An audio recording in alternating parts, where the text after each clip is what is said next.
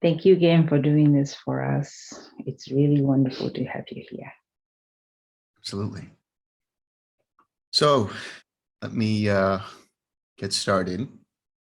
So today we're going to be going over a sutta that is from the Majjhima Nikaya. This is Majjhima Nikaya 109, and it's known as the Mahapunama Sutta, the Greater Discourse on the Full Moon Night. So I'll begin. Thus have I heard, on one occasion, the Blessed One was living at Savatthi in the eastern park in the palace of Migara's mother. On that occasion, upon the Uposatha day of the 15th, on the full moon night, the Blessed One was seated in the open surrounded by the Sangha of bhikkhus. Then a certain bhikkhu rose from his seat, arranged his upper robe on one shoulder, and extending his hands in reverential salutation towards the Blessed One, said to him, Venerable Sir, I would ask the Blessed One about a certain point, if the Blessed One would grant me an answer to my question. Sit on your own seat, bhikkhu, and ask what you like.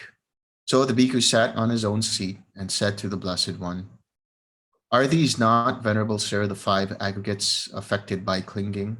That is, the material form aggregate affected by clinging, the feeling aggregate affected by clinging, the perception aggregate affected by clinging, the formations aggregate affected by clinging, and the consciousness aggregate affected by clinging.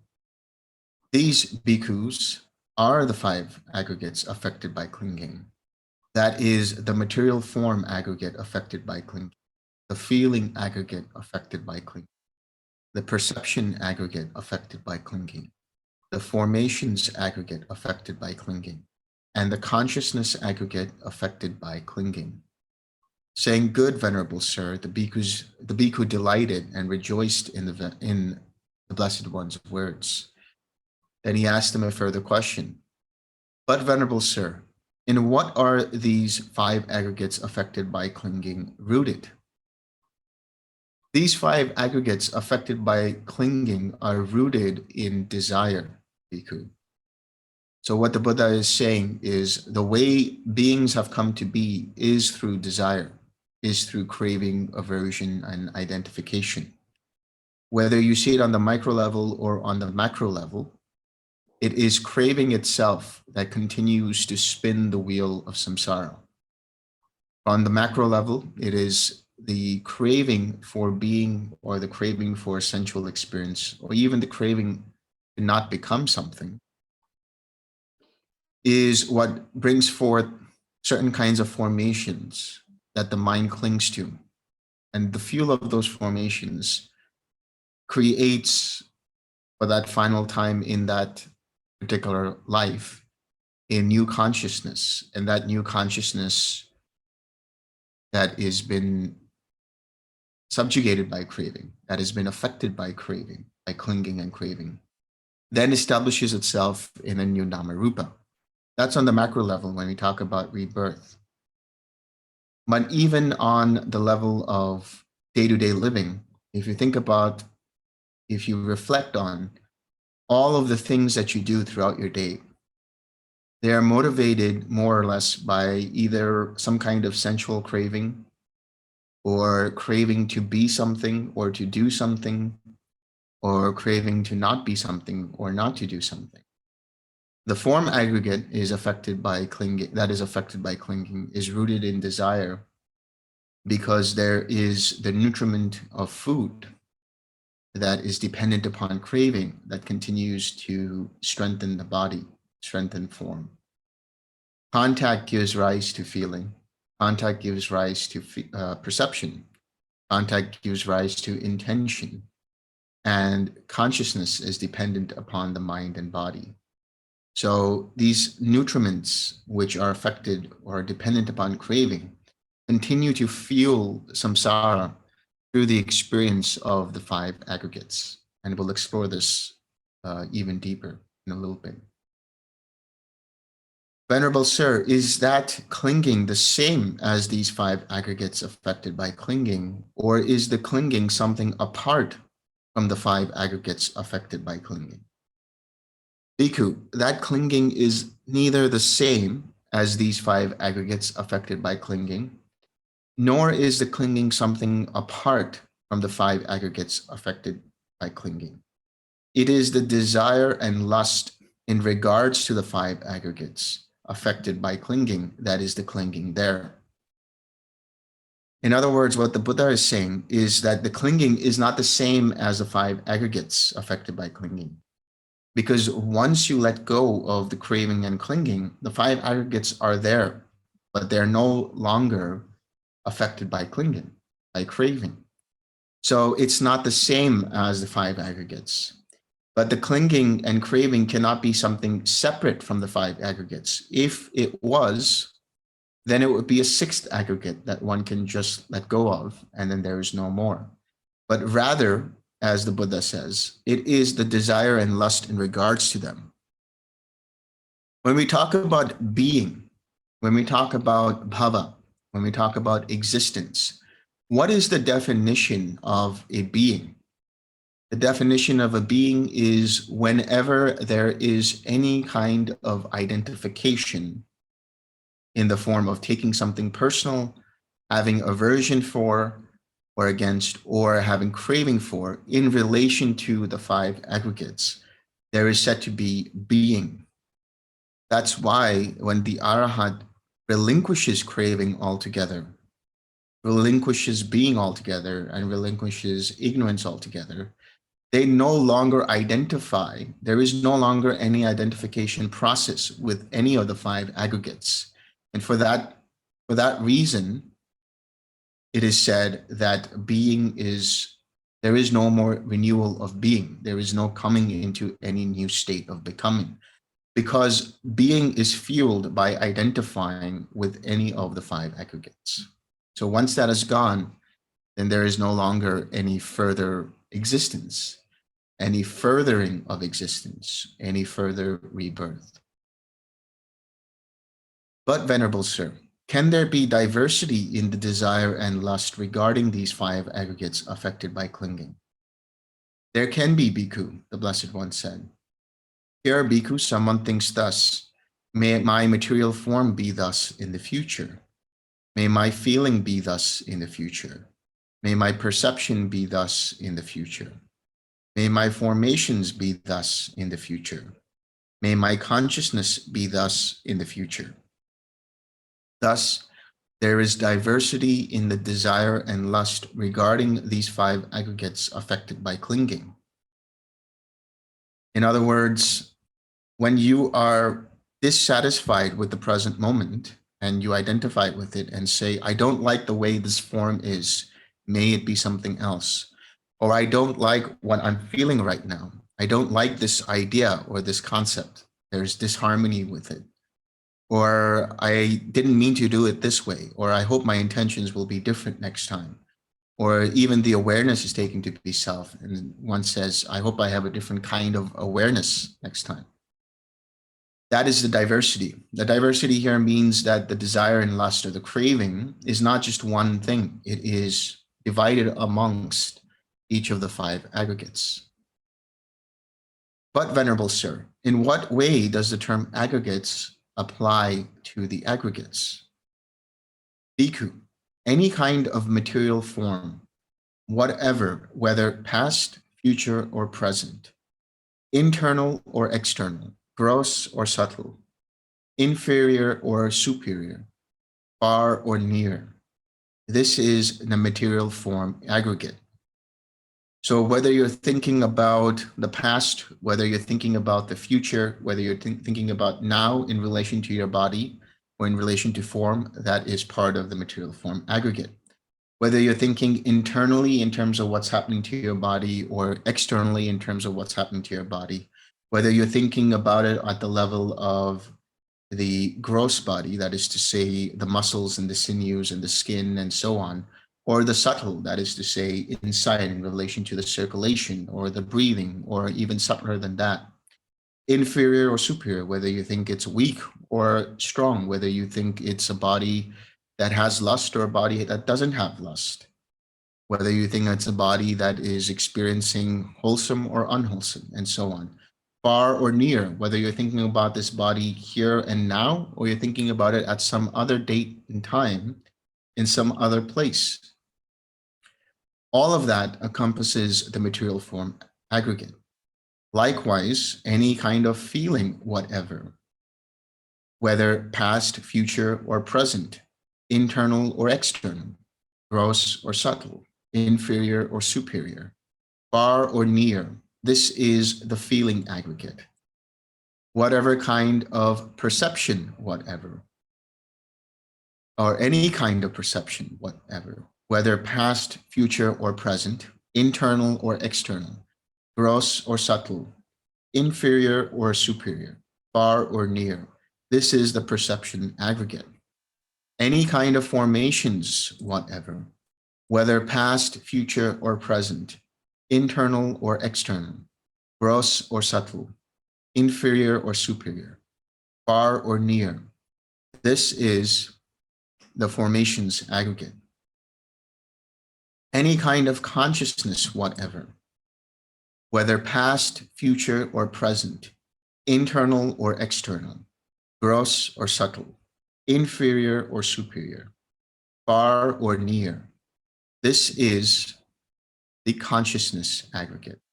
Now, what are these aggregates really in terms of understanding them through the way we experience feeling and perception?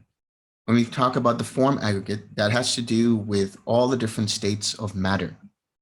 Or in the ancient days, it was understood as the four elements. That is to say, you have solid, which is earth. You have liquid, which is water. You have gaseous, which is air. And you have plasma, which is fire. In other words, energy or heat. So when you feel soft or hardness in the body, whether you feel warm or cold and so on, these all relate to the different various elements or states of matter. So when we talk about the form aggregate, it is actually talking about materiality, mentality, materiality. When we talk about the feeling aggregate, that has to do with the experience that you're having right now through the six sense bases. Through the six sense bases, there is contact, and that contact gives rise to feeling. That feeling can be a sensation of any of the five physical senses or a thought or thinking process of the mind. That is the feeling aggregate. Perception arises in conjunction with feeling. Perception arises dependent upon contact with the six sense bases. Perception is that part of the mind which recognizes or conceptualizes or labels or names things. When you hear my voice, that is the hearing, that is a feeling. When you recognize it as my voice, as Delson's voice, that is the perception aspect of the mind. Formations are related to intention. We have three specific kinds of formations when we talk about formations in this context. There are physical formations or bodily formations, there are verbal formations, and there are mental formations. Bodily formations have to do with movement, have to do with breathing because they're tied up in the body. Verbal formations have to do with verbalizing, where you think about something and you express it in speech. Mental formations have to do with feeling and perception in of themselves, because it is only through feeling and perception, or rather it is only through the mind that you have an experience of feeling and perception. Granted, they happen through any of the five physical sense bases, let's say, but ultimately they are experienced at the level of mind. So that's why they're known as mental formations. The consciousness aggregate has to do with the awareness of something, the bare understanding of something as being present. So when you have an experience right now, there is, for example, you are seeing me and you're listening to me. So arising in that process of seeing, And in that process of hearing is I consciousness and your consciousness. As you're reflecting and thinking about this or that, or hopefully paying attention to what I'm saying and reflecting on that, then there is mind consciousness that arises based on that reflection, so on. So, like I said, with regards to the form aggregate, that is the materiality. The other four aggregates, feeling is part of feeling in mentality, perception is part of perception in mentality, formations are part of intention in mentality, and consciousness is part of attention in mentality. So contact is what is the bridge, let's say, between materiality and mentality. It's the contact between the six sense bases, which is part of the materiality, contact with that and the outside world that gives rise then to feeling and perception, that can then give rise to an intention. So that feeling is corresponding to the feeling aggregate. That perception is corresponding to the perception aggregate. That intention is corresponding to the formations aggregate. If you want to understand the quality of the formations, if they're wholesome or unwholesome, pay attention to your choices, pay attention to your decisions, pay attention to your intentions, because there is an interconnection between intention and formations. Intention drives forward the formations, and then those formations continue to influence and condition the next set of intentions in any given moment. Attention is through which consciousness flows. If you're directing your attention this way, the consciousness or the awareness is heading in that direction. So sometimes you might not be paying attention to the outside world while you're meditating, but you're paying attention to your object of meditation. So your consciousness is in flow with that object of meditation. As soon as you pay attention to what's going on outside in terms of what sounds are out there, now the attention is flowing outward, and so along with it, your consciousness flows. So this is how the different factors of mentality, materiality correspond with the five aggregates. What is the cause and condition, Venerable Sir, for the manifestation of the material form aggregate? What is the cause and condition for the manifestation of the feeling aggregate, the perception aggregate, the formations aggregate, the consciousness aggregate? The four great elements, Bhikkhu, are the cause and condition for the manifestation of the material form aggregate. Contact is the cause and condition for the manifestation of the feeling aggregate. So as we understand, materiality, the material aspects of the body, are made up of the states of matter, or made up of the four great elements. Contact gives rise to feeling. Contact is the cause and the condition for the manifestation of the perception aggregate. If contact gives rise to feeling, in conjunction to that, it will also give rise to perception that's tied to that feeling. Contact is the cause and condition for the manifestation of the formations aggregate. When there is contact with light and the eye, and one sees a pathway, and there is an intention based upon that contact and seeing that pathway to walk along it. So that is why contact is the cause and condition for the manifestation of the formations aggregate. When there is an intention, that gives rise to certain formations which flow through that intention. Mentality, materiality is the cause and condition for the manifestation of the consciousness aggregate. There is an interdependency, a vortex between, or that is created between mentality, materiality, and consciousness. First and foremost, when it comes to the macro level of birth, when there is consciousness along with other factors, there is then mentality, materiality that is given life to it through that consciousness. But for that consciousness to continue on arising and passing away, it can only do so dependent upon mentality, materiality. So that's why there is that interdependency.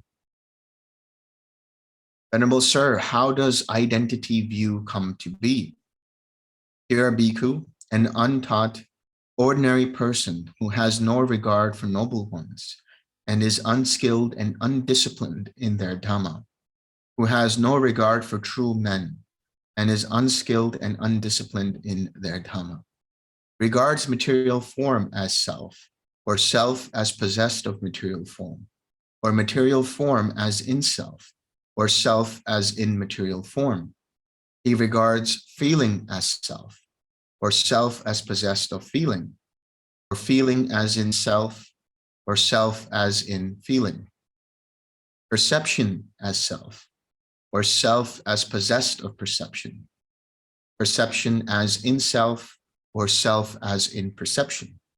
Formations as self, formations as possessed of, self as possessed of formations, or formations as in self, or self as in formations. Consciousness as self, or self as possessed of consciousness, or consciousness as in self, or self as in consciousness. This is how identity view comes to be. What we're talking about are the 20 different types of identity view. You have the 5 aggregate multiplied by the 4 basic views, which is any of the 5 aggregates as self, or self as possessed of the 5 aggregates, or any of the 5 aggregates are in self, or self is in any of the 5 aggregates.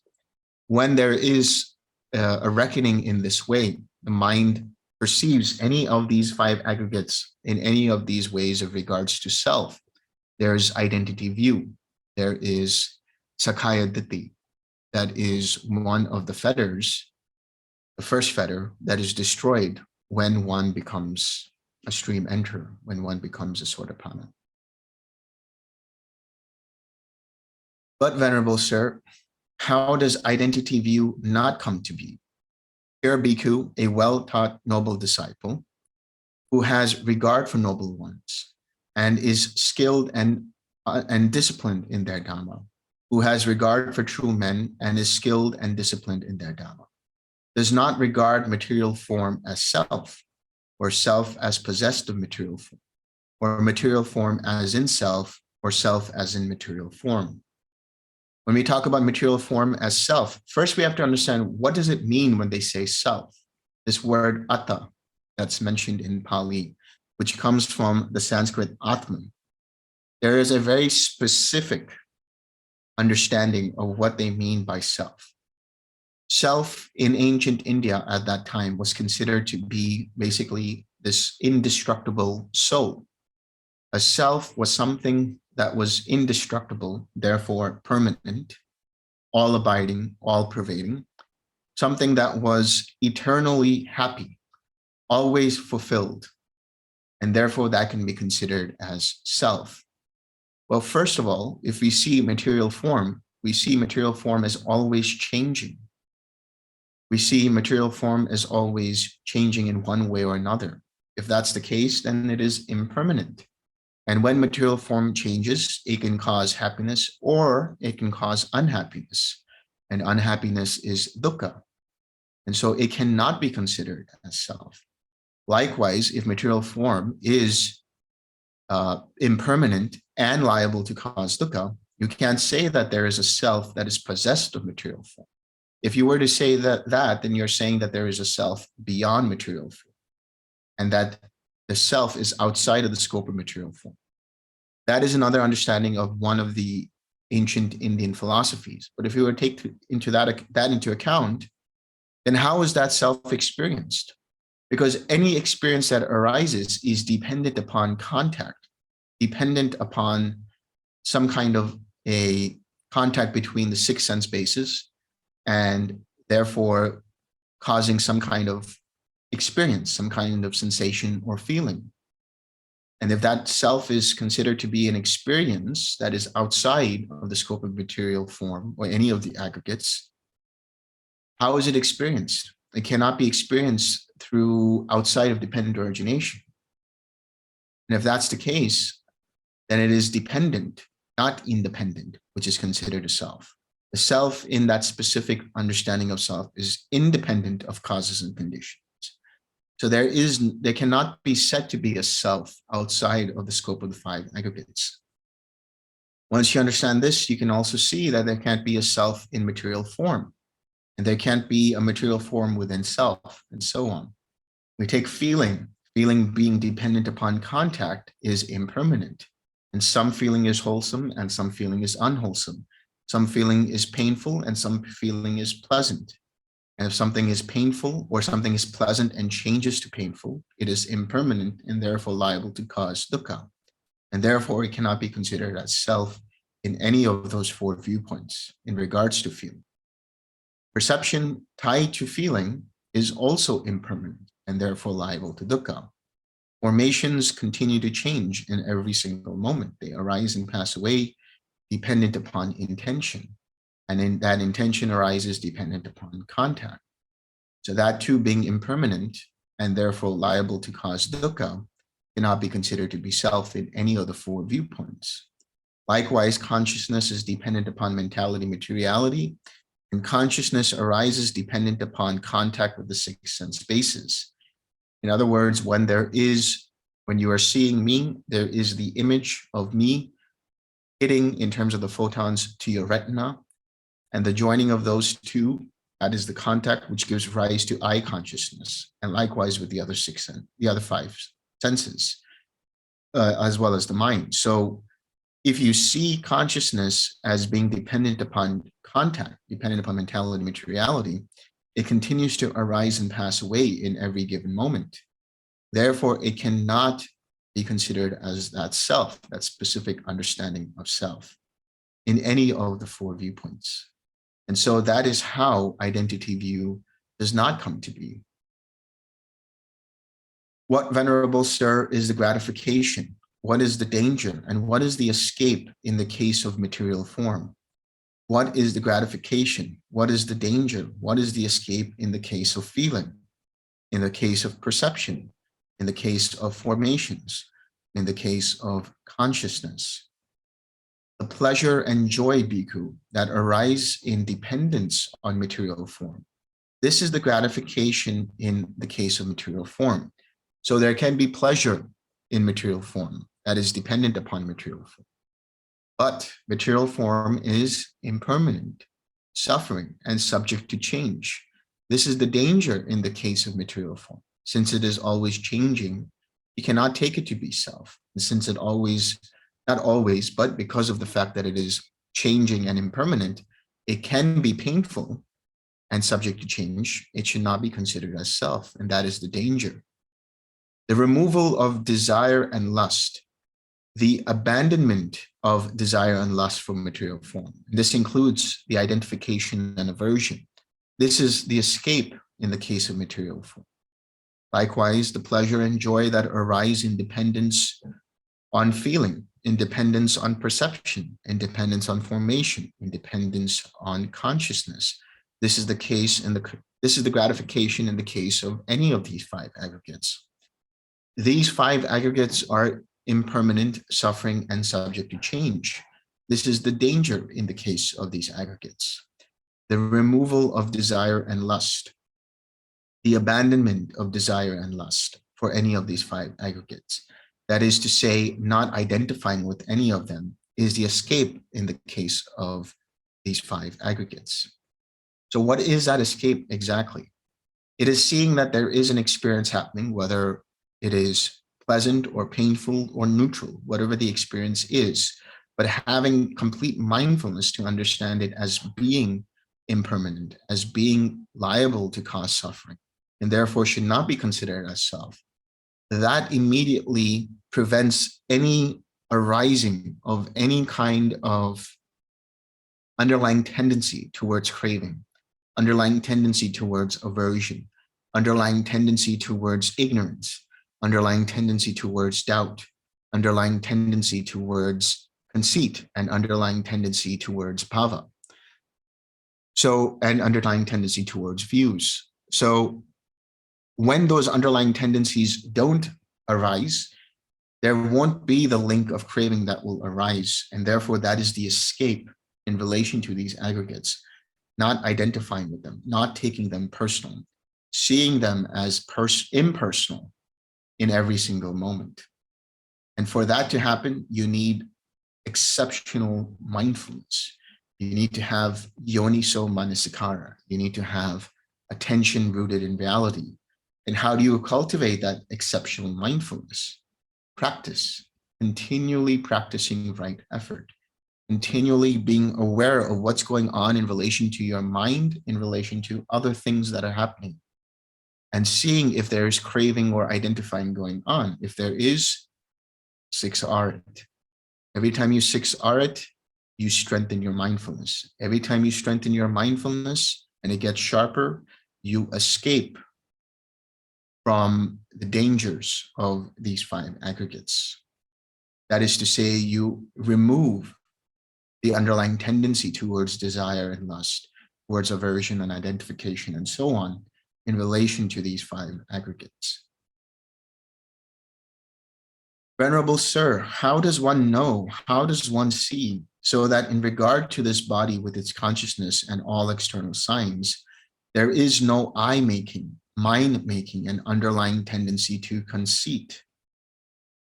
Bhikkhu, any kind of material form whatever, whether past or present, internal or external, gross or subtle, inferior or superior, far or near, one sees all material form as it actually is with proper wisdom. Thus, this is not mine, this I am not, this is not myself. Any kind of feeling, any kind of perception, any kind of formations, any kind of consciousness, whatever, whether past or present, internal or external, gross or subtle, inferior or superior, far or near, one sees all of them as it actually is with proper wisdom. Thus, this is not me, this I am not, this is not myself. It is when one knows and sees thus that in regard to this body with its consciousness and all external signs, there is no I-making, mind-making, or underlying tendency to conceit. Again, this is dependent upon mindfulness. Seeing this whole process as being an impersonal process allows the mind to let go of any conceptualizing of it being as me, mine, or myself. And when that happens, you are whittling away at the underlying tendency to conceit. So see everything as being impersonal, seeing everything as not me, not mine, not myself. Nothing is yours, nothing is ours. This body, the experiences that you're having, this Dhamma talk, what you're experiencing right now in the form of reflection, what you're experiencing in the form of meditation, what you're experiencing in the form of nibbana, and what you're experiencing in any kind of experience, whatever it is not self. Your kids, your parents, your husband, your wife, your partner, your friends, your enemies, your teachers, your elders, your relatives, everybody and everything that you see, your job, your workplace, your co-workers, your school, your education, all of these create a sense of an image of me. And when that image of me is somehow made to feel vulnerable only because you identify with all of these things, is there a tendency to defend it? Is there a tendency to grab onto it? Is there a tendency to protect it? Somebody says something about you or your job or whatever it might be, good, bad, or indifferent. The moment you have elation for it, you're identifying with it. Or if somebody says something bad and you get angry about it, you're identifying with it. Somebody says something neutral, but you're still seeing it as myself, you're identifying with it and you're strengthening that conceit. Let go of any kind of image of yourself. Let go of any kind of source of identification and see everything as being impersonal, and you will whittle away at the underlying tendency to conceit. Then in the mind of a certain bhikkhu, this thought arose. So it seems material form is not self. Feeling is not self. Perception is not self. Formations are not self. Consciousness is not self. What self then will actions done by the not self affect? So that's an interesting question that this bhikkhu has. I'll repeat that. What self then will actions, that is karma, done by the not self affect? So now what this bhikkhu is thinking is that there is still a self in that not self. There is some self that is experiencing the effect of the actions done by what he considers to be not self. And here's what the Buddha says. Then the Blessed One, knowing in his mind the thought in the mind of that bhikkhu, addressed the bhikkhu thus. It is possible, bhikkhus, that some misguided man here, it's not, whenever he says misguided, that's not a good sign. Obtuse and ignorant, even worse, with his mind dominated by craving, might think that he can outstrip the teacher's dispensation thus. So it seems form is not self, feeling is not self, perception is not self, formations are not self, consciousness is not self. What self then will actions done by the not self affect? Now, bhikkhus, you have been trained by me through interrogation on various occasions in regard to various things. Bhikkhus, what do you think? Is material form permanent or impermanent? Impermanent, Venerable Sir. Is what is impermanent suffering or happiness? Suffering, Venerable Sir. Is what is impermanent suffering and subject to change, fit to be regarded thus? This is mine, this I am, this is myself. No, Venerable Sir. So in other words, what the Buddha is saying, if something is impermanent, it is inherently suffering, even if it's good, because it is liable to change. And if what is considered to be suffering and impermanent and changing all the time, how can that be considered as mine, me, or myself? It cannot be. Likewise, bhikkhus, what do you think? Is feeling, perception, formations, consciousness permanent or impermanent? Impermanent, Venerable Sir. Is what is impermanent suffering or happiness? Suffering, Venerable Sir. Is what is impermanent suffering and subject to change fit to be regarded? This is mine, this I am, this is myself. No, Venerable Sir. Therefore, bhikkhus, any kind of material form, whatever, whether past, future, or present, all material form should be seen as it actually is with wisdom, proper wisdom thus. This is not mine, this I am not, this is not myself. Any kind of feeling whatsoever, any kind of perception, formations, or consciousness, all should be seen as they actually are with proper wisdom thus. This is not mine, this I am not, this is not myself. So what the Buddha is talking about is even karma itself is not experienced by any kind of self. It is happening because of a series of causes and conditions dependent upon intention. Intention can change all the time. Therefore, karma changes all the time. If you look at it from the context of old karma and new karma, karma is always changing. Your new karma in this moment will be the old karma in any other subsequent moment. So that means it will always change. There's no self that is being experienced in the way of karma, and there is no self that is experiencing that karma, although the mind takes it to be as mine. Indeed, even the Buddha has said that you should see yourselves as inheritors of karma. And what he means by that is not to take it as self, but understand that we are responsible for our own actions. Our intentions are responsible for whether we have wholesome karma or unwholesome karma. So any karma that you inherit in the way of old karma, good, bad, or indifferent, wholesome or unwholesome or neutral, is seen as just old karma, and therefore to be seen as not me, not mine, not myself.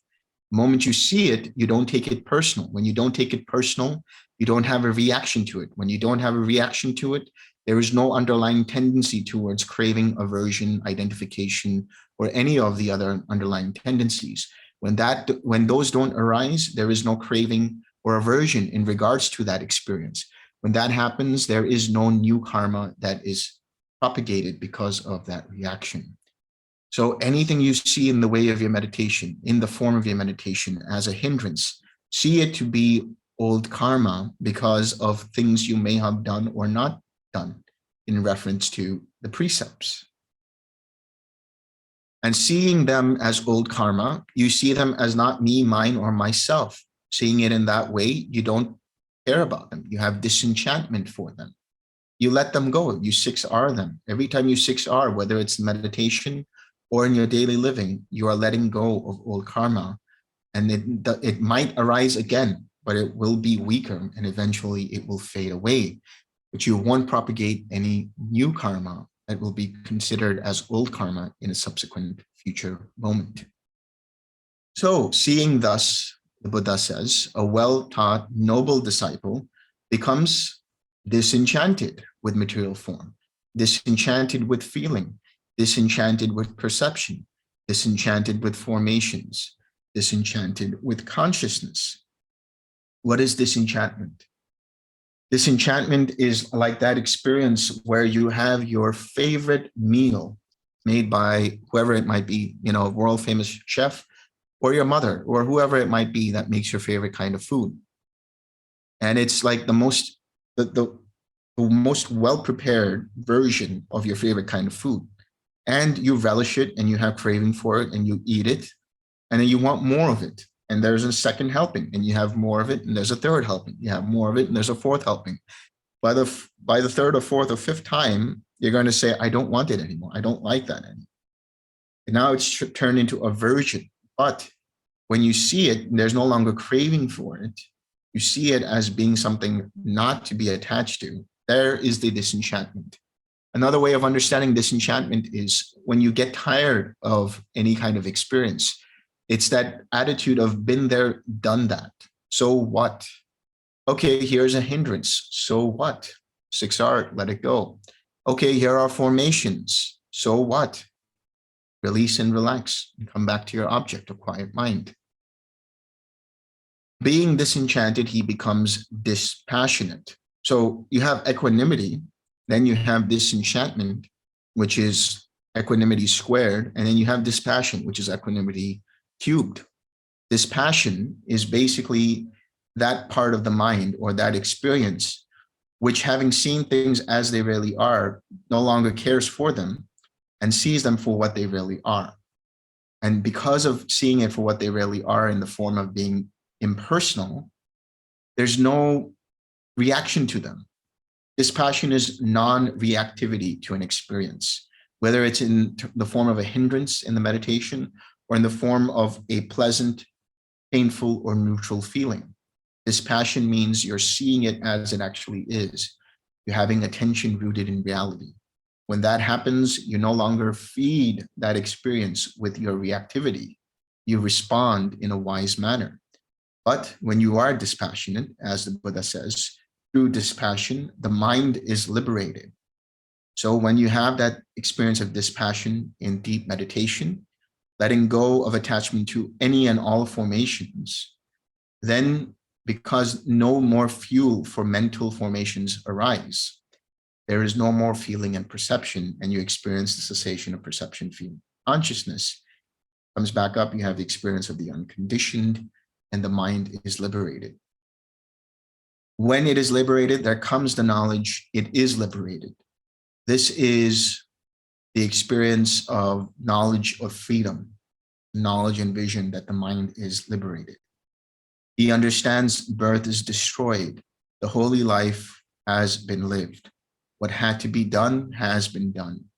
There is no more coming to any state of being. That is what the Blessed One said. Bhikkhus were delighted, satisfied and delighted in the Blessed One's words. Now, while this discourse was being spoken, through not clinging, the minds of 60 bhikkhus were liberated from the taints.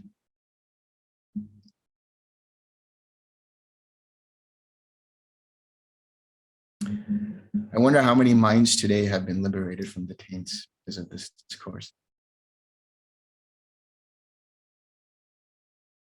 Does anybody have any questions?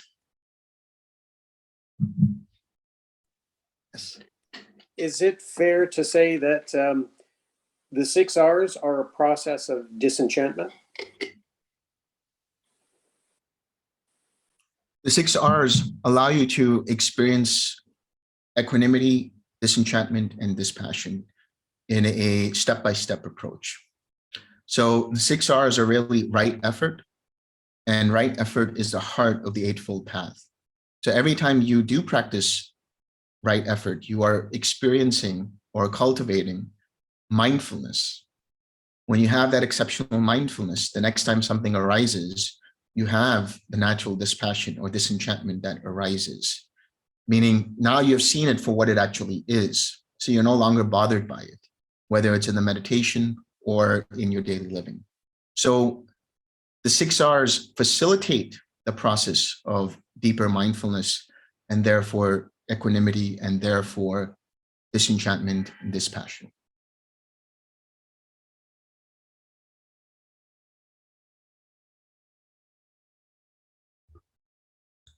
Delson, if I may.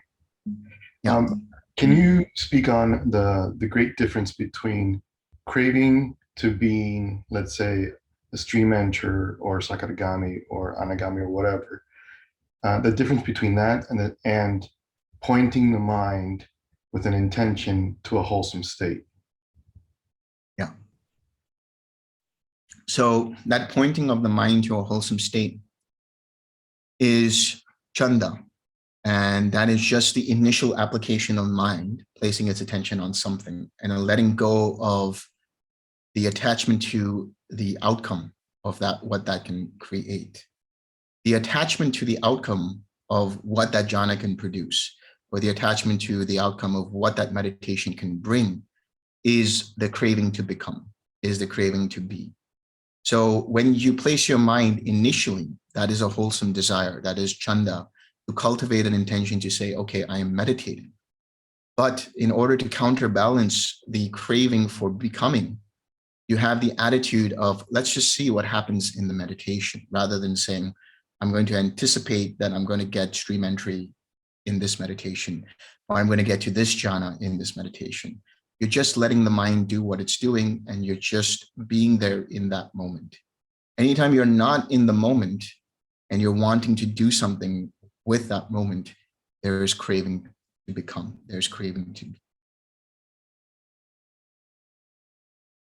Thank you. I also have another question. Last night in the Dhamma talk, we were basically going over videos that you've had from previous online retreats, and there was a question that I found quite interesting, and I'm going to repose the question. So in this process, there are other individuals that are affected by the individuals that are going through this process, right? And some might see this as negative to other individuals outside of their circle, right? Or within their circle. Let's say a family member, let's say an individual starts going through this process and they become more disenchanted. Let's say right now we're covering this, right? They become more disenchanted with intimacy, with interactions with an individual, because they might seem like they're a bit much, or they see dependent origination within them constantly happening, so they get disenchanted with that. The question, I think, was, can there be a negative reaction to how this person is doing? And I understand that. My question is, those individuals, I guess when one is going through this, they become much more compassionate. And that compassion typically, I would think, would overcome a lot of these obstacles that happen with these engagements. However, there does seem to be some people, let's say there's a relationship, and there's that great sutta that Bhante Vilamaramaji has brought up several times, where the wife becomes an arahant bhikkhuni, right? And there was a lack of intimacy that happened there. Fortunately, both individuals in that story were followers of the Buddha, Buddhist, right? And she became a bhikkhuni. But what happens if that wasn't the case, right? And I guess what that one person was asking is, how can we be more compassionate and mindful with what other people are reacting.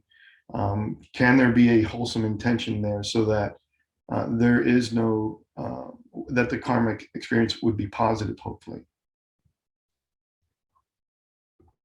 Yeah, first we have to understand when we talk about being compassionate, what does that mean? The experience of compassion is accompanied by an experience of infinite space, which means even in the day-to-day living, you're giving that person space to be however they are, good, bad, or neutral.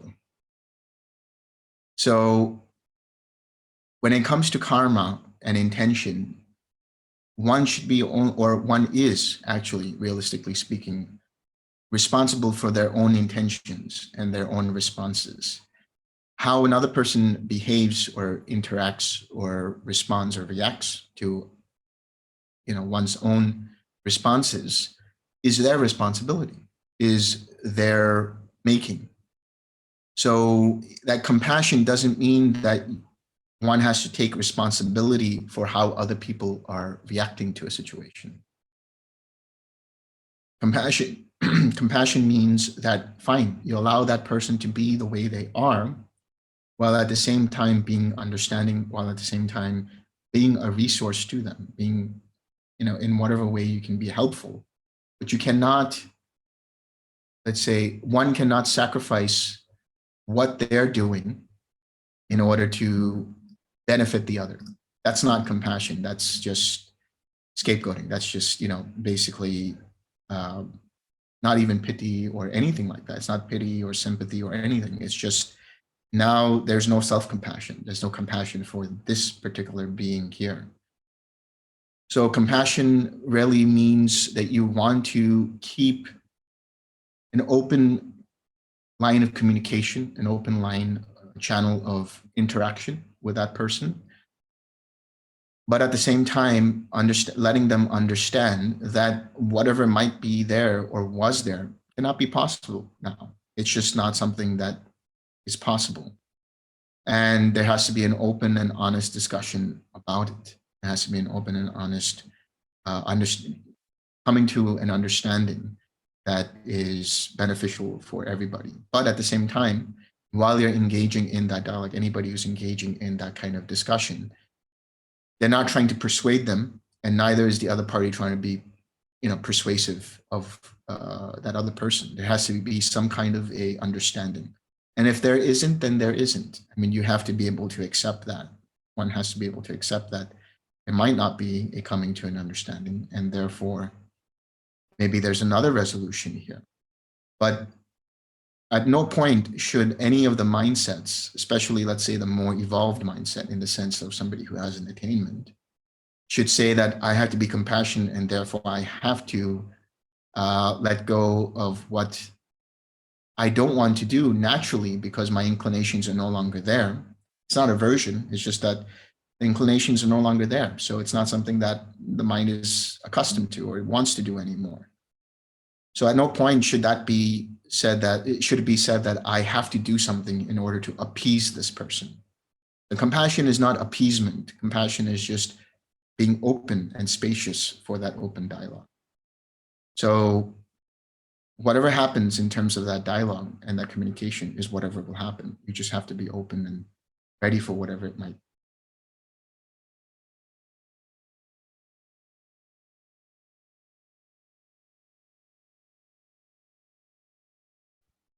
I have one more question. When one does get the opportunity to see conditioned reality for what it is, and continues to use the 6 R's, and then realizes that there's the portion where you're trying not to identify with things so much. There's a sense of fear.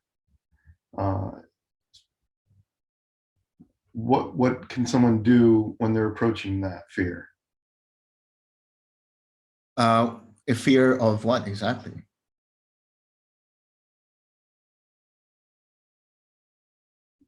Well, it's almost like existential crisis. Like Yeah. there's a pulling away of what one was, or what, yeah. Yeah. That fear happens to a lot of people just before an experience of cessation as well. It's the mind saying, I'm holding on and I'm not letting go, because I'm trying to hold on to the last, fraction of whatever I can to say that this is me, this is mine, this is The self. story. It's the story, it's the ideas, it's whatever it might be. And, at that point in time, just before cessation, there will be coming up all kinds of things, cause the mind to be afraid of, oh, what if I die? Like, what if I go into cessation and never come back out again? I will tell you this, if somebody goes into cessation with an attainment, they're bound to come back out. It's no, it lasts for not even a couple of seconds and they just come out. It's only when you're doing determinations and you're going back into cessation and you're doing those things, you obviously have a determination that no more than 7 days.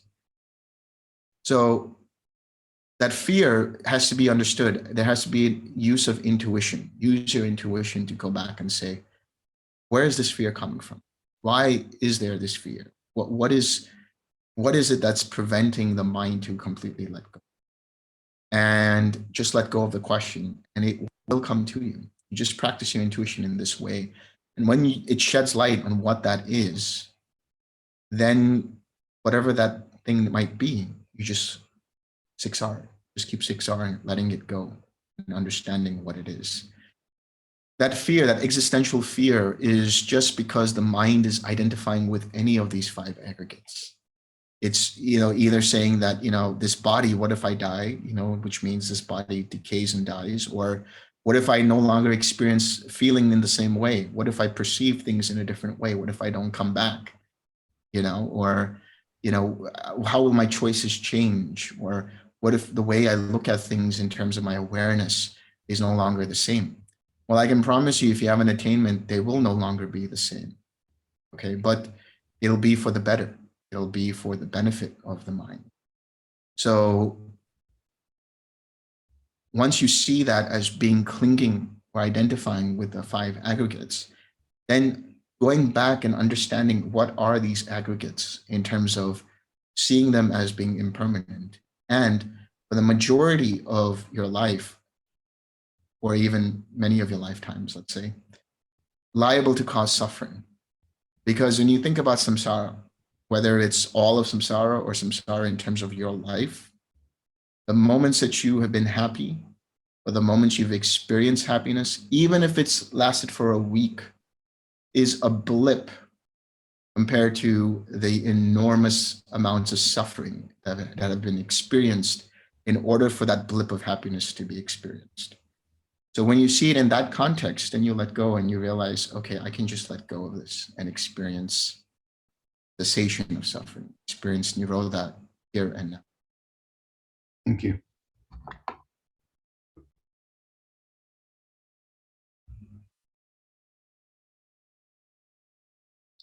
Hello. Hello. So I have a question about the 4th jhana again, and the base of infinite space. I watched a video of yours, recent video of yours, where you were speaking about how the 4th jhana is the base for psychic development. I don't know, seeing past lives and realms and so on. I wanted to ask you, what do you think about the base of infinite space? Because my understanding would be that, for instance, for seeing other realms or communicating with other beings, you wouldn't actually want to be on the 4th jhana, but actually in the 5th, in the base of infinite space. Could you clarify that more or less how it works? Or Yeah. Well, you got to think about it this way. There are only actually 4 jhanas. So the what we call the arupa jhanas, or what is sometimes known as the arupa jhanas, let's say, are really the ayatanas, infinite space, infinite consciousness, nothingness, and neither perception nor non-perception. They're all happening within the scope of the 4th jhana, within the scope of the final 4th jhana. So they're just seen as being layers of the 4th jhana. But in terms of experiencing infinite space, yes, when you do experience infinite space, you can actually then you can actually attend to your mind and direct its attention towards in any direction and be able to, let's say, go to different realms or be able to experience, situations with other beings in different realms. There are certain people who have developed their psychic faculties.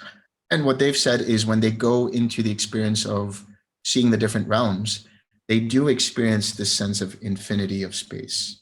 So yes, it is totally valid that if you do experience infinite space, you can still use that as a way of experiencing different realms or vice versa, by the mere fact that it is still part of the fourth jhana. Okay, perfect. So I have another question with regard to that. I'm just going to go into the past lives example. So I wanted to know, for instance, a beginner, the difference between a beginner and an advanced person in the past lives practice. So the way I would like to frame the question is, and I would like mostly confirmation. I'm guessing, for instance, a beginner that goes into past lives, the amount of pain or ecstasy they can feel in either the hell realms or in the deva realms, whenever they see their past life, would that pain or ecstasy be as large as an advanced practitioner, let's say an anagami or an arahant, who doesn't actually have any sensual craving or aversion? And I ask this because, I mean, my understanding is that when you see past lives as a beginner, it will be very blurry. There will be some photograms. You won't see much, but then as you advance more, you will have, you'll see the entire life. And just as in the suttas say, you'll know your clan, your food, everything. So could you clarify more or less how that advances over from beginner to advanced? Yeah, before I do that, I also want to make one comment on the context of understanding past lives, which is if being able to see the realms or being in infinite space allows one to see the different realms, then you can think of going into past lives as the experience of infinite time. Because what you see is basically you have the experience of infinite space, and then you have the experience of infinite time. So you're going back in time, so to speak, in beginningless samsara. So now with that understanding, with a person who is starting off, somebody who's starting off with that practice, they will start to see blurry things. They will start to see certain inklings of their past lives, but it will get clearer as their mindfulness sharpens.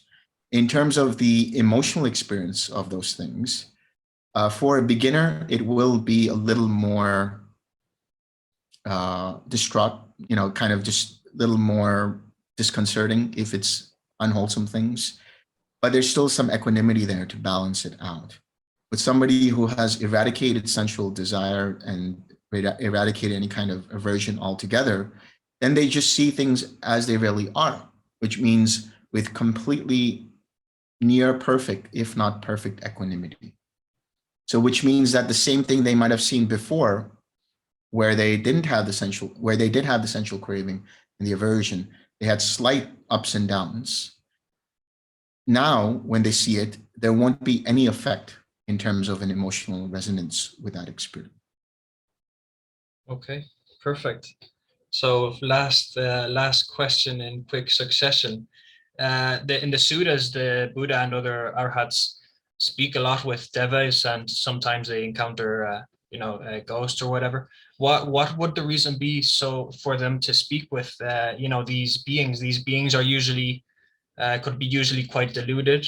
I mean, I don't see how these beings could be conducive to the Noble Eightfold Path. Could you more or less clarify what reasons one would have? Well, there wouldn't be an actual specific reason for, in terms of developing the practice. You could say seeing devas or encountering them or hungry ghosts is a fruit of the practice, a fruit of cultivating psychic faculty. So it's just a matter of fact that they did see the devas, or the devas gave them some kind of information about this or that. I mean, you might come across, for example, in some suttas with the Digha Nikaya, where somebody asks the Buddha, how did you know that? And he'll say, because a deva said it to me, or a deva told me. And it's just, one of those things. But it's not necessary for the practice. It's not conducive to the practice. It's just an experience that somebody has because their psychic faculties have been perfected or cultivated. And sometimes they will see them, especially when they're doing the threefold knowledge practice, they'll see them in regards to the understanding of karma. So they might talk to a deva, they might talk to a hungry ghost and say, how did you get here? What is it that happened that got you to this place? And they'll say, I was so-and-so. And so they'll understand, okay, through the understanding of dependent origination, it was these particular, upakilesas, these particular conditionings, these particular corruptions of the mind that led you to become a hungry ghost or led you to become a being in a hell realm. Or it was because you developed your generosity that got you to this particular deva realm or whatever it might be. So that is the fruit of that practice, is the understanding of karma and action and how action causes subsequent effects. Okay, thank you very much. You're welcome.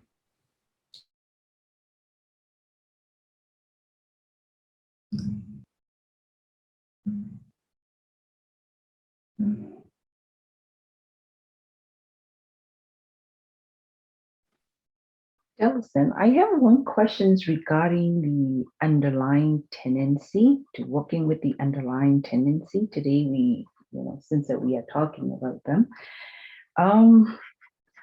is it possible you realize this is the underlying tendency that getting caught with this type of craving and clinging? Like, not only, yes, when we were doing sitting, we kind of like, it's craving with it. We can identify with the tightness and everything, but not to the underlying tendency until like very, mine is pretty much quiet down. Then is it possible to identify them and work with like abandoning, using like 6R per se? Yeah, if the mind is very quiet, you would notice the arising of the underlying tendency in conjunction with what's happening with the feeling. So when we talk about underlying tendencies, why are they called underlying? Because they underlie the experience, they underlie the feeling. So if a feeling is pleasant to the senses, there can be an underlying tendency to crave for it. If there's a painful feeling, there can be an underlying tendency to have aversion to it. So if your mind is mindful enough, quiet enough that it can start to see that it's starting to relish this experience and now identify with it, then you can 6R that and let it go so that there's no craving. If you start to notice that there is this negative reaction, this resistance, this tightening up in the form of aversion to that painful feeling, if you can notice it and 6R it, then you can do it that way. So you can notice it as and when those underlying tendencies arise.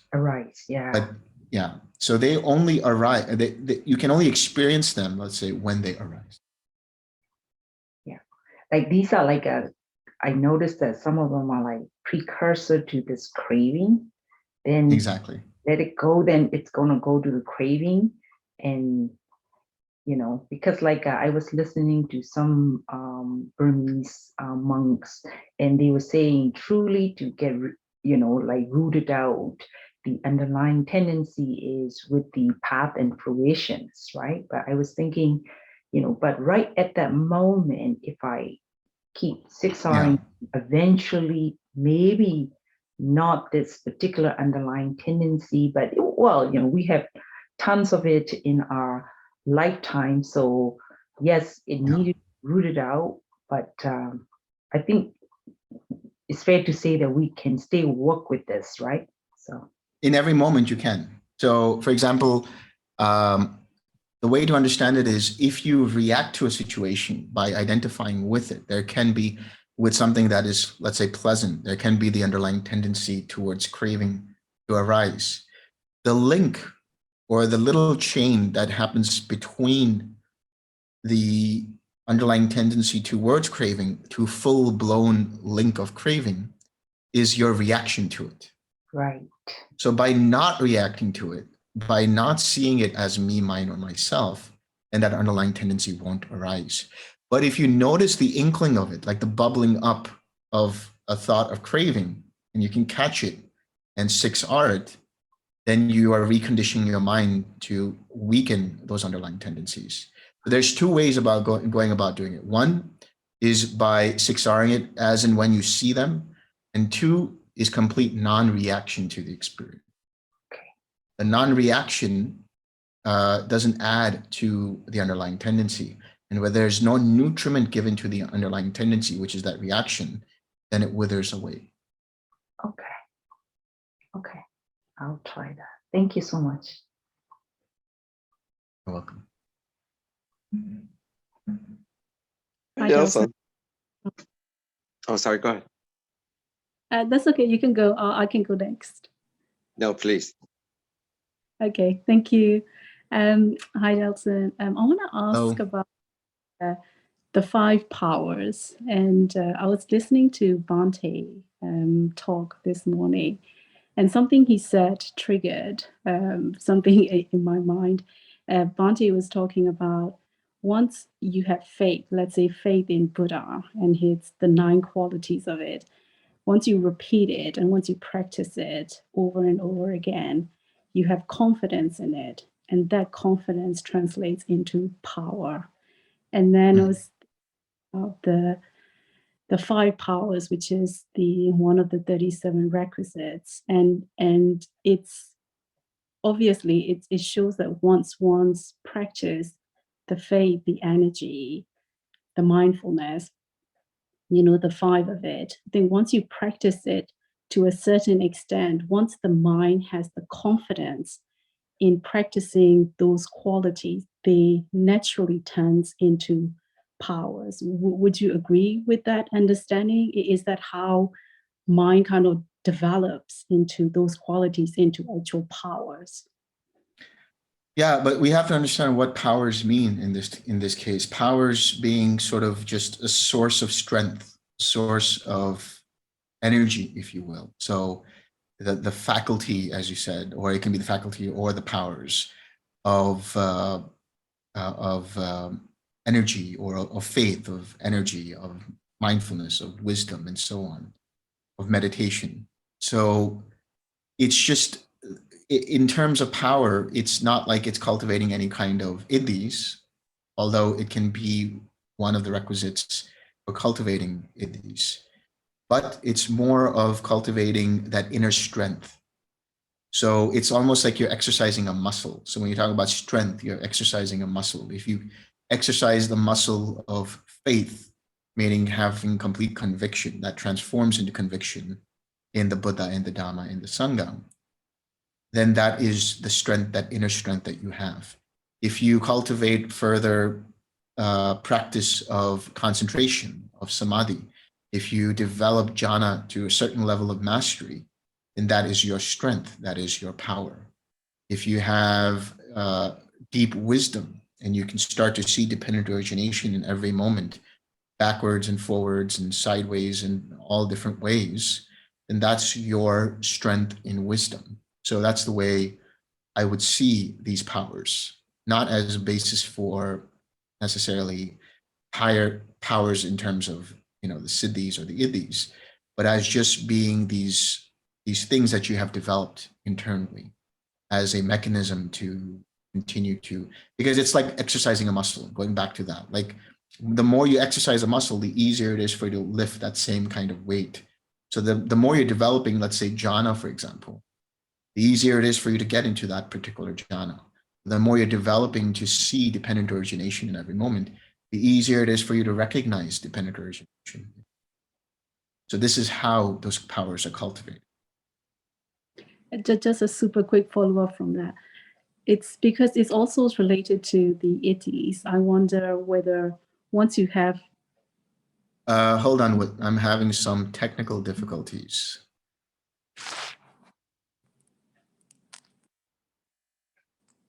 My sound is no longer working. Give me 1 second.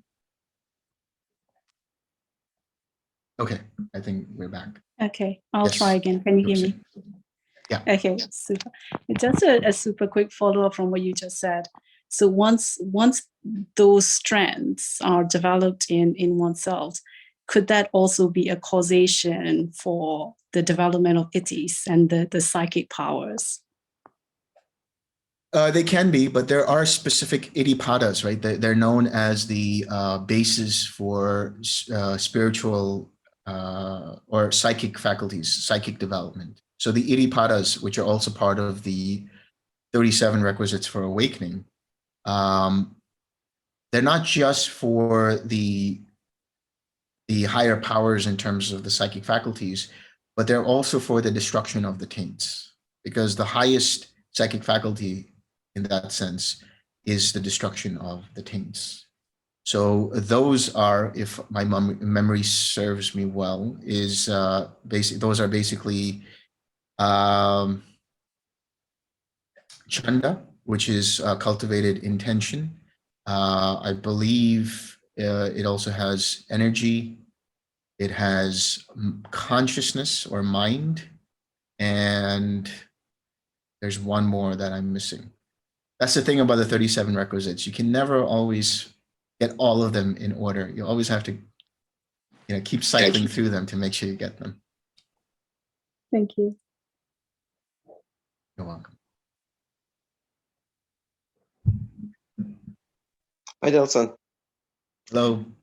I have a question regarding the practice. So my object of meditation has been quiet mind, and for recently I had a lot of course busy mind, and relaxing and releasing helped me a lot to get to the point that I can have a collected mind. Something that happens sometimes during my meditation, and that used to happen before as well. I don't know if I put too much pressure on myself or that's a natural way of doing that. So when my mind get collected after maybe 20 minutes or 15 minutes or so, I feel that there is a strong flow of energy and strong pressure on my forehead. And my eye movements just rapidly just go kind of like in a random patterns. And then it just concentrates on the light, and then the light is spread around. Sometimes that happens and I get kind of like ache on my forehead. Do I put a lot of pressure to get there, or that's the natural path and how it evolved in the meditation? You're putting too much pressure. As soon as you told me that you see a light, then that means you're too concentrated. I hear from people when they see this light, it 100% means that they're pushing too much. So you have to pull back a little bit. You have to let go of that. If you notice tension in the forehead, if you notice your eyes fluttering, if you notice these things, then there's way too much effort being given, way too much pushing. You have to pull back a little. You have to just relax. When you notice that, or see that as being a hindrance, 6R it and just relax into the mind, relax into quiet mind. You see, what's happening is when you start to quiet down the mind and you're starting to see the light and you're starting to see fluttering, what you're doing is, in terms of trying too hard, is you're constructing up an experience. This meditation is a deconstructive process. It's deconstructing all of the different experiences that are going on. And the deconstruction process is facilitated by relaxing. So when you notice that this is going on, then you have to 6R it and relax into it and pull back and relax and pull back and relax. And then you'll just kind of feel this really, spaciousness, this feeling of just quiet mind right there. Once you're there, it just feels very pristine, very quiet, very bright. Now, when we talk about bright, doesn't mean that there's this bright light. It's more about, it's just very alert. There's a clarity to that mind. There's this sense of cleansing, or this mind having been completely cleansed or purified. So Okay. my suggestion to you is just to relax into it. When you notice it, just 6R, 6R, 6R, pull back, just stay in the quiet. Got you. In a way, I guess when that light appears, it helped in a way my concentration as well, because after that, I basically get a much higher collected mind rather than concentration. I don't know. I know this meditation is not based on concentration and it's more about basically Brahma Viharas, but that's a different direction. No, I'll correct you right there. It's not about Brahma Viharas. Mm, This meditation is not about Brahma Viharas. This meditation is about letting go. okay. So Brahma Viharas are just an anchor. You could use the breath, like I said. You could use anything as an anchor. Yes, you might feel collected after a while, but is there actually any change in the form of you being collected enough to see when craving is arising in every given moment? If there is, then that's wonderful, but I would chance to say that that's not happening, that your mind probably becomes distracted by things, and then you no longer have that collectedness. That idea of the mind being collected or concentrated around that light is actually one pointed concentration. So, you know, you have to make less of an effort.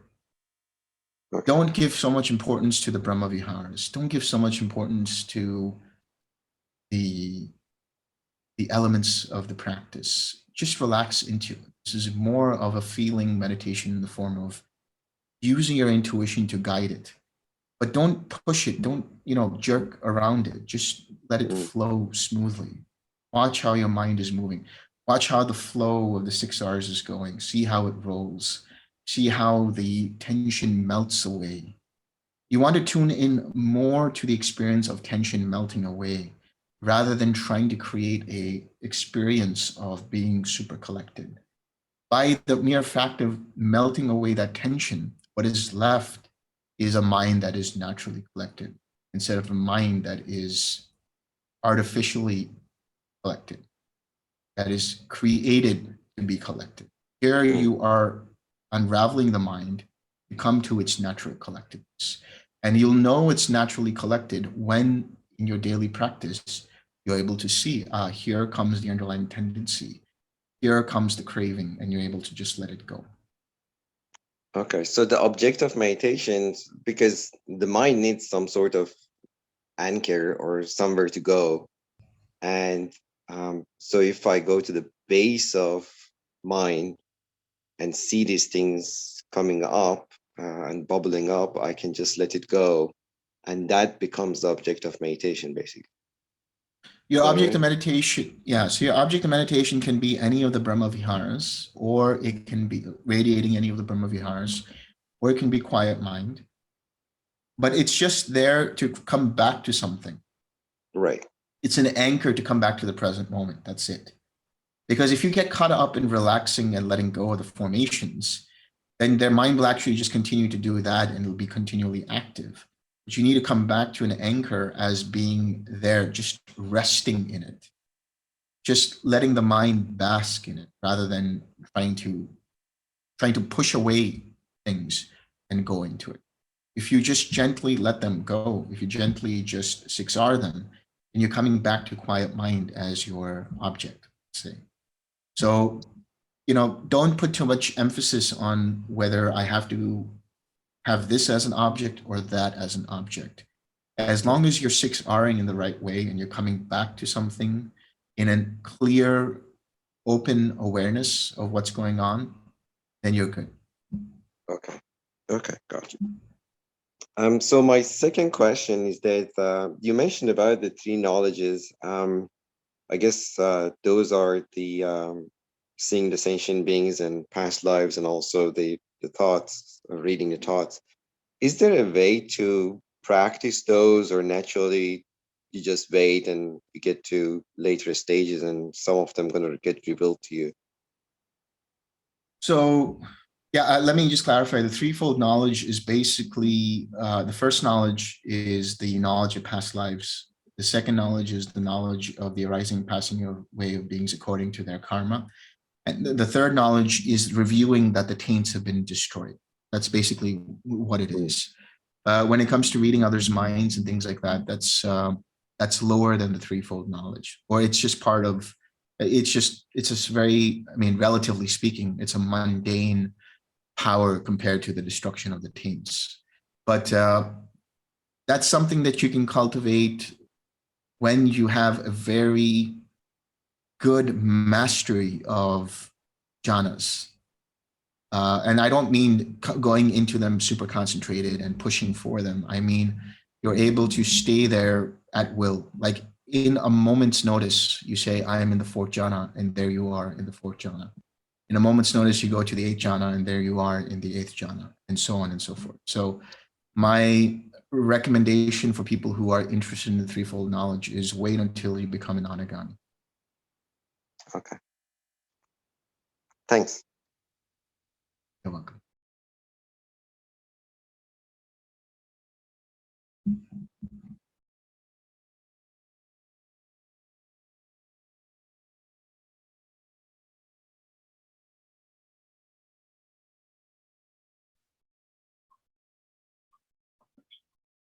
Any more last question for Delson?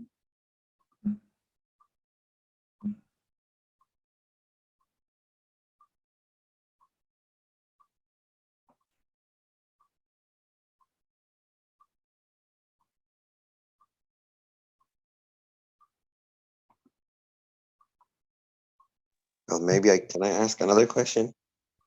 Yes, of course. So if, for instance, a loved one passed away, or the parents, or is there a way to basically meditate and understand where they are, or in which plane of existing they are, or they're going to be? I don't think it's necessary for you to know. I mean, you can be curious about it, but I don't think it really helps in the long run, because now they're long and gone. They're gone, you know, and they're no longer part of your life, and you know, you just wish them well wherever they might be. But it's not really going to help you. I mean, you might find out that they're in hell. That's not going to help you. Or you might find out that they're in the hungry ghost room. That's not going to help you either. So alternatively, even if you do know that they are in a, you know, a higher deva plane, again, it's not going to help you. So I would say, you know, not to concern the mind with it.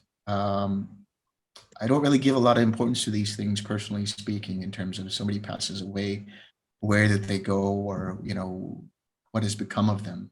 Now they're no longer a part of your life, and that's the end of it. Right. Okay, thanks. You're welcome. Hi, Delson. I have a question. Yes. Yeah, it's about the practice. Like I had just done retreat with Bhante, and he said that after the retreat, the meditation will not be that strong. So you'll have to start with radiating in 6 directions. So my question is that is it like when we start radiating loving kindness, and then we go through from loving kindness to compassion and to joy and then to equanimity. So is it possible that you with regular practice, or maybe because you have gone through that many times, so is it possible that you miss that compassion and joy feeling? Like, do they become subtle with the time, and from just mindful loving kindness you just jump to equanimity? Because I seem to feel that. Yeah, that can happen. And what I usually recommend for people is when they continue with their practice, start off wherever the mind feels natural. And it is quite possible that the mind will want to go to loving kindness, but then eventually it just fades into equanimity. It bypasses the feeling of compassion and joy. My recommendation is for people to spend more time in quiet mind as possible. So whatever gets you quickest to the quiet mind, and that doesn't mean you have to push for it, but if it starts with loving kindness and just takes you to radiating equanimity and then brings you to quiet mind, that's fine. Or if you start with compassion and then joy and equanimity and then quiet mind, that's fine too. There's no right or wrong way of doing it now. I mean, it's basically a process of allowing the mind to unravel quicker so that it gets to quiet mind as fast as possible. Yeah, right. So I have another question. Like when I started sitting longer, like 3 hours and more than 3 hours, so like even after out of the meditation, means after finishing my sitting, I was feeling like, my body was still in that phase of fourth jhana where you don't feel your body parts. So I just thought that my mind is attached to that feeling, because somehow if you're not in your body, you tend to feel relaxed. So you tend to get attached to that. So what I did was I would just 6-houring that feeling, because after sitting also I was feeling, I was not feeling my body. So is it like common? It can happen where even afterwards that you can, just not feel your body, and you could still be in the fourth jhana or infinite space, or even with quiet mind. I don't see it as necessarily an attachment to that experience, unless you see it for yourself that, oh, I'm getting attached to this experience and I want more of that. But it could just be a natural consequence of the mind relaxing and letting go of any contact with the body. You might, you will still feel like if the wind is flowing and you're outside, you might still you will feel the breeze, or when a fly lands on your hand, you'll still feel it. But if you're not paying attention to it and you're just in the mind, that's okay. That's totally fine. So I don't necessarily have to 6-hour it if I don't feel attached to it. Yeah, Even out it's of just the another. meditation. Yeah, it's just a phenomenon. The only thing you have to 6 hours is any craving for it or any aversion towards it. Whatever happens is just an impersonal process. So if you Right. take it to be as mine, or if you start to crave for it, or if you start to have anxiety around it or something, then you have to just 6 hour those responses to that experience.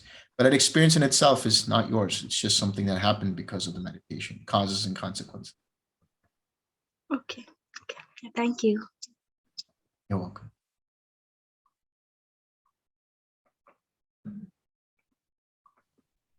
I have a question, Delson. Thank you. Yes. Can you speak to the more sublime ways in which conceit enters into one's practice, or where we bring I and we have nevertheless perhaps a very sublime but present active narrative, if you will, underneath, oh, I'm going to attain this, or the I accompanies our practice, and how that is in and of itself a taint or a fetter that we need to address and get free of. Yeah, the I itself, the sense of I am, is one of the subtlest formations that you'll experience when you're in quiet mind. It is that formation that gives rise to other experiences. It gives rise to I am experiencing this. And so when you have that I am formation, not only in the practice, but even in your daily life, even any contact that arises is already tainted by that sense of I am. So in other words, when you've taken something personal, the next time there is contact with it, you've already in that process presupposed it as being myself. You've already projected it as being myself, or this I am, or this is me. So when there is a state which in the sutras is known as the signless collectedness of mind. And that is where the subtlest of subtlest conceit starts to diminish. And it's this state where it's between the sense of the eighth jhana of neither perception, non-perception, and complete cessation. And the way I explain it is this signless state is like you take a ray of light, like you take a flashlight, let's say, and you point it up at space, up in the sky, and you have these different colored paper, like cellophane paper, and you have 8 of them, and the 8th one is just very clear. It's translucent paper. So these are the 8 jhanas, and you let go of each one, and you get to the 8th jhana where you have quiet mind. That's why quiet mind is this sort of empty, translucent kind of feeling, this experience. But you let go of even that, and what you have is your mind, or the attention of the mind, just flowing upward into space and not landing on anything. It's like this. I hesitate to say it because I don't want to give anyone different misunderstanding of that word, but it's like pure awareness. It's this consciousness that doesn't land on anything. It's attention that doesn't land on any object. It's an objectless meditation. Because it's an objectless meditation, that's why it's called the signless collectedness of mind. Because of that, the I am starts to diminish. Because where does the I am come in? The I am comes in when there is a subject and an object. Right. Perfect. But when you take away any kind of object, then the subject starts to diminish. Now, there is a danger in that because you can take the pure awareness itself as self. So those subtle formations of conceit that come up and say, this is me, this is I, this awareness is me, that you have to see as being a hindrance that you let go of. So the way to let go of it is not in making an effort to let go, because in the very making of the effort of letting go of that conceit, you're adding to that fuel of conceit, because there's an I am that's trying to let go of the I am. So in this case, when you get to this very subtle level, there is just the seeing of it. And in the very seeing of it, the mind relaxes. And in the relaxation of that mind, that conceit goes away, because that conceit will arise dependent upon a reaction to it. If you don't react to that sense of a subject, that sense of an I am, then it fades away and it becomes weaker. And then there is the remainderless fading away of that conceit. And then there is the cessation of perception, feeling, and consciousness. Perfect. Thank you. Delson, just a little follow-up of that on the signless awareness. You know, it is like just the awareness. There's nothing really attached to it, but it's aware, pretty much quiet, empty. But this awareness itself is like, you know, like not like right now, sitting and, you know, I am doing this, I'm doing that. Nothing like that. Just the awareness, right? Like this is just like brief, and then it may come back down to like a little subtlest formations of NP and NP, and then am I right? Like this is okay. Yes.